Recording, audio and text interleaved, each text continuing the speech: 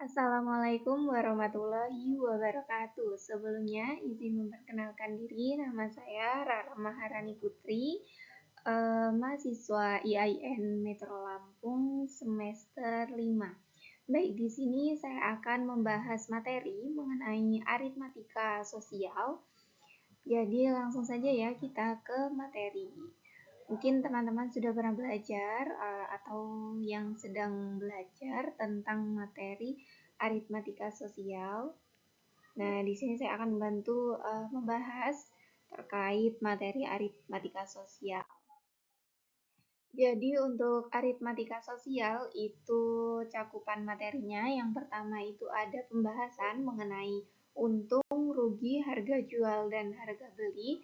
Lalu yang kedua ada pajak dan diskon. Yang ketiga ada bruto, tara, dan neto. Dan yang keempat ada bunga bank. Oke, langsung saja kita mulai ya teman-teman. Nah, di sini untuk materi yang pertama, yaitu kita akan membahas tentang untung, rugi, harga jual, dan harga beli. Jadi di sini yang pertama pembahasan itu terkait untung. Jadi untung ini merupakan selisih antara harga jual dan harga beli keuntungan. Jadi di sini untuk keuntungan itu dapat diperoleh bila harga penjualan lebih tinggi daripada harga pembelian. Nah, rumusnya untuk harga penjualan itu sama dengan harga pembelian ditambah untung atau harga pembelian sama dengan harga penjualan dikurangi dengan untung. Lalu yang kedua di sini ada rugi. Jadi rugi itu merupakan selisih antara harga beli dengan harga jual. Jadi rugi itu sama dengan harga pembelian dikurangi dengan harga penjualan. Lalu di sini rumusnya yaitu ada harga penjualan sama dengan harga pembelian dikurang rugi atau harga pembelian sama dengan harga penjualan dikurangi dengan rugi ya teman-teman di sini. Nah, di sini kita juga dapat menghitung presentase laba untung dan rugi. Jadi yang pertama untuk presentase untung itu sama dengan U per H dikali HB, harga beli dikali 100%. Jadi untung itu sama dengan harga jual dikurang harga beli. Lalu untuk menghitung presentase rugi, itu rumusnya rugi per harga beli dikali 100%. Atau rugi itu bisa kita hitung dengan harga beli dikurang dengan harga jual. Lalu di sini ada pun cara untuk menentukan harga pembelian atau harga penjualan. Yang pertama, jika untung maka harga pembelian sama dengan 100 per 100 plus presentase untung dikali harga penjualan. Lalu untuk harga penjualan itu sama dengan 100 plus presentase untung per 100 dikali harga penjualan. Lalu yang kedua di sini jika rugi, maka harga pembelian yaitu 100 per 100 min presentase untung dikali harga penjualan. Lalu harga penjualan sama dengan 100 min presentase untung per 100 dikali harga penjualan. Lalu di sini misalkan ada contohnya ya teman-teman.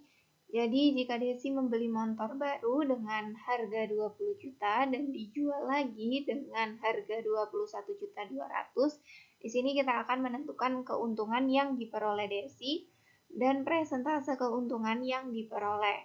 Jadi di sini untuk U sama dengan harga jual dikurang harga beli. Nah, di sini kan harga jualnya adalah 21.200.000 dikurang dengan 20 juta. Maka diperoleh 1.200.000. Lalu untuk menghitung presentase keuntungannya itu menggunakan rumus untung per harga beli dikali 100%. Maka presentase keuntungannya diperoleh 6%. Selanjutnya yaitu kita bahas terkait tentang pajak dan diskon. Ya, yang pertama dulu yaitu terkait tentang pajak. Pajak adalah kewajiban dari warga negara untuk menyerahkan sebagian kekayaan kepada negara menurut peraturan yang ditetapkan oleh pemerintah. Jadi yang pertama di sini terkait pajak penghasilan atau PPh. Rumusnya itu adalah PPh sama dengan persen pajak dikali gaji kotor atau gaji bersih itu bisa dihitung dengan gaji kotor dikurang dengan PPh. Lalu yang kedua di sini ada pajak pertambahan nilai atau PPN. Rumusnya adalah PPN sama dengan persen pajak dikali harga bersih. Di sini untuk menghitung harga totalnya itu sama dengan harga bersih plus PPN. Selanjutnya terkait tentang diskon. Diskon ini adalah potongan harga yang dikenakan pada harga suatu barang. Rumusnya yaitu potongan harga sama dengan persen diskon ya, dikali dengan harga awal. Maka harga setelah diskon itu bisa kita cari dengan harga awal dikurang harga diskon yang didapatkan.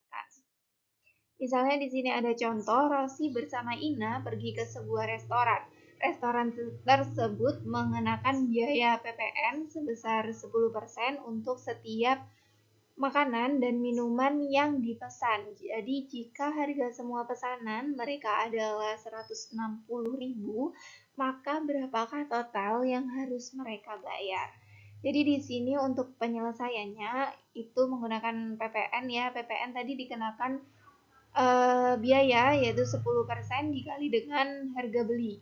Maka untuk PPN-nya diperoleh 16.000. Lalu untuk total harga pembeliannya bisa kita hitung dengan 160.000 ditambah dengan 16.000. Maka pajak total harga yang harus mereka bayar dengan pajak yang sudah ditentukan tadi yaitu adalah 176.000. Selanjutnya di sini ada bruto, tara, dan neto. Jadi untuk bruto ini adalah berat barang atau benda seluruhnya, termasuk berat kemasan.